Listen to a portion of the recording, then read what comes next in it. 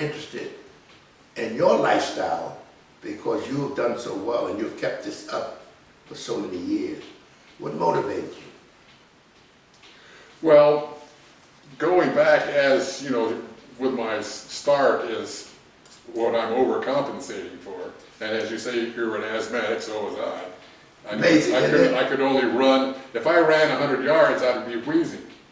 But after I started training, I was able to run miles without. Isn't that amazing? Yeah, yeah. And so that was one of the good things. But to your question, what was the question? Now that is part of getting older. That is. We have to admit to that. But that's light stuff compared to because you are really. I mean, and I was very happy. Was very looking forward to meeting you because I'll tell you, I want to know because there's very few guys. Not very few that in the shape you in, the vibrance you have at your age, and you've been training a long time. Now, it's no secret. It's just that you have paced yourself well. Right. Because you know the whole thing is pacing. Right. I agree. Well, the thing of it was, back in the day when I was in college, and I was accused of going to college so I could work out. Although at Occidental College, where I graduated, they didn't allow weights. They didn't have a single pound of barbells or dumbbells. Jim, the way they looked down upon weights, Jim, when we were growing Right. up, wow, it was like picking up cancer sticks or something. Yeah. Oh, they damned it like. I had to take my own weights, put them in a locked box of my own bringing, and they put the whole works in the back of the gym where they kept the mats. And I could work out there. They let me do that. And they frowned upon it. They really did. You know what they did? To show how woke-minded, you got to watch what they call the prevailing wisdom. They were saying at the time of pushing this, you can't move if you work out. You know. So now what they did, you may have heard this study because it was. They had John Grimmick and a first-class athlete go through all the different motions of strength and agility and so forth. Do you know John Grimmick beat the guy that was a top athlete? Do you know what they do with the study? What? Showed it. Yeah. Oh, yeah. They showed the study because they were so sure John Grimmick, you remember John? Oh, yes. With all these muscles. But see, John was all around. This guy wasn't. He didn't have any body strength. John jumped farther than, and he wasn't a world cup, but a top athlete. And they wanted to prove how inefficient muscles were. And when they finished the test and put up the score, that was the end of it because it didn't fit the prevailing wisdom. I believe. Yeah. I believe Grimmick could do a full squat. I mean, full. Grimmick was up. Yeah. Well, I mean, and you know what's funny?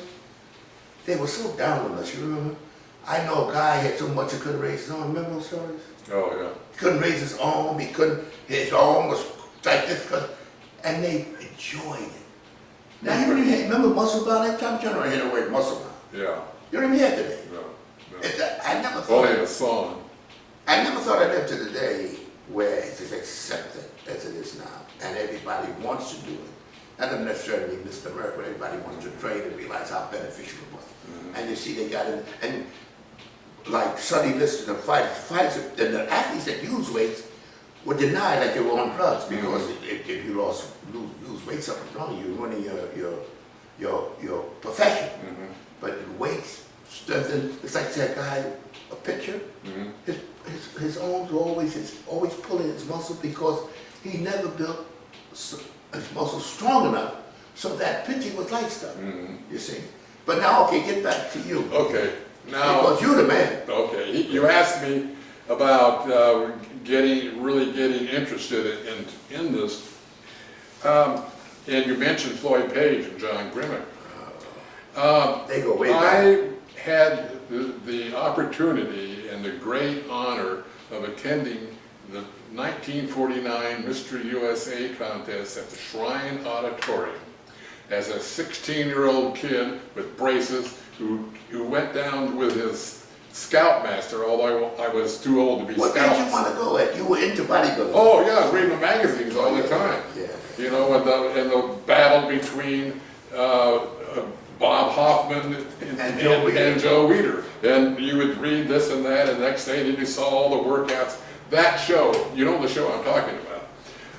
That show was what they got all the guys that were like professionals in the field, gym owners and what have you, all over the place. And they had this contest, and they all entered it. And the first guy I actually saw, and I was wondering, if I see these people in person, would I be impressed, or would I? Well, the first guy I saw there was George Eiferman.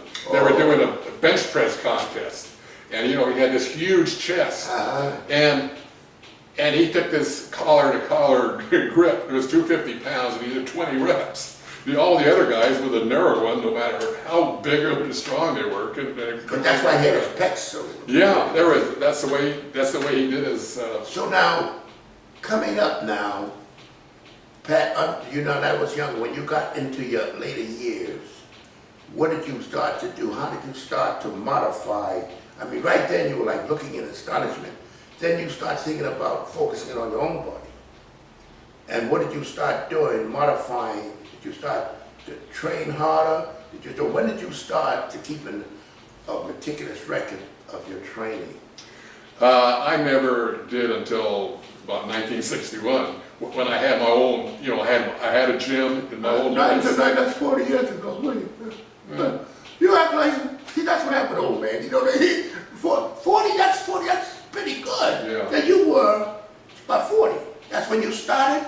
It started to, no, it was early, I was earlier than that. In 61, I was, 30? That's 40 years ago or 50 years? Yeah. That's 40.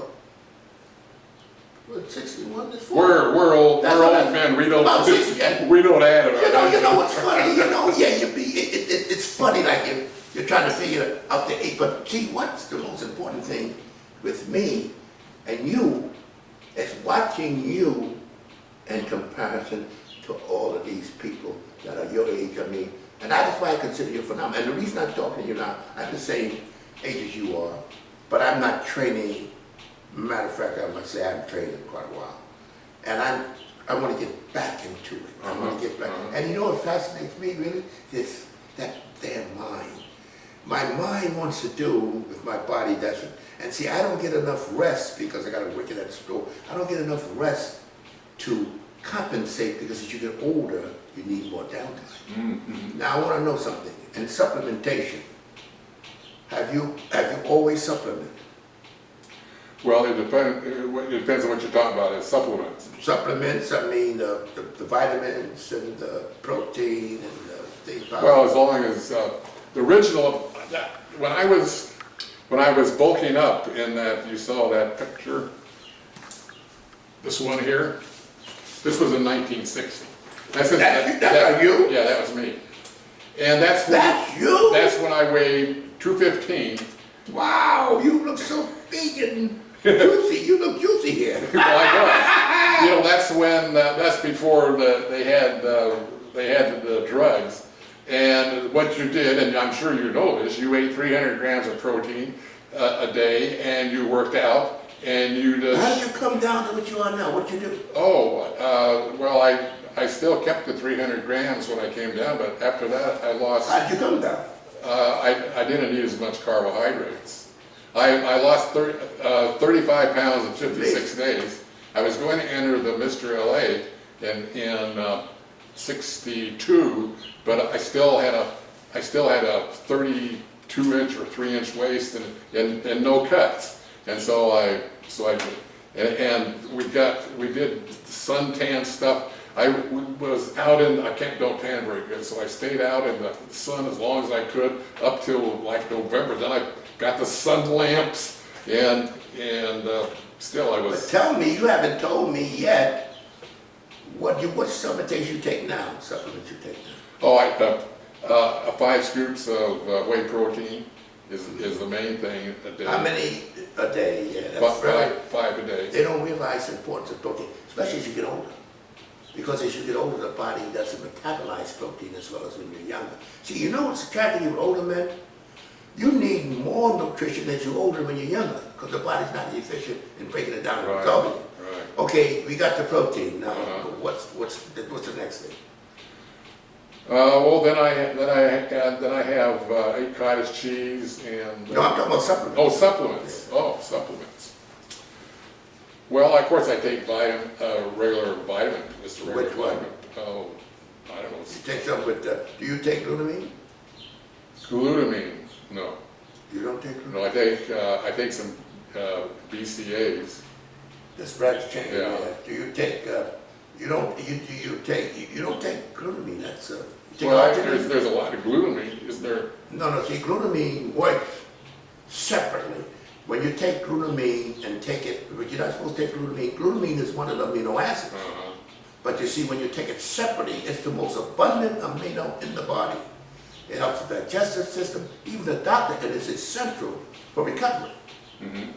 And surgery, if you ever look in on the net, and they tell you about a lot of doctors recommend glutamine in surgery because the amino acids, the amino acid glutamine helps the entire body to hold the end product of protein digestion, which you know is nitrogen. That is the end product. That's why they take the drugs. It's like fertilizer, because the body flushes out the nitrogen. See, but that nitrogen is the end product of all protein digestion.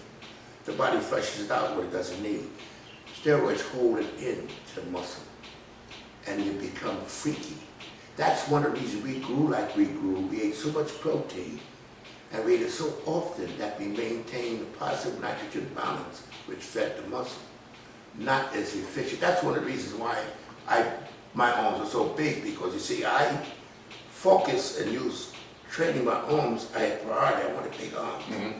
And I ate a lot of protein. I mean, I must have eaten in those days maybe 400 grams of protein. You see? But I'm surprised that you're not supplementing. You take vitamin E? I take a little, yeah. A little, not a lot. 400, no. What's that? You're not really into supplementation. No. No. Why? Well, I don't know. Because you don't seek out headaches. I mean, your basic nature isn't to add a lot of things to you. Your basic nature, I know your basic nature because I have Virgo friends. Your basic nature, I'm surprised you keep a record of your training. Now, your training, you keep a record. No, I don't keep a record of my training anymore.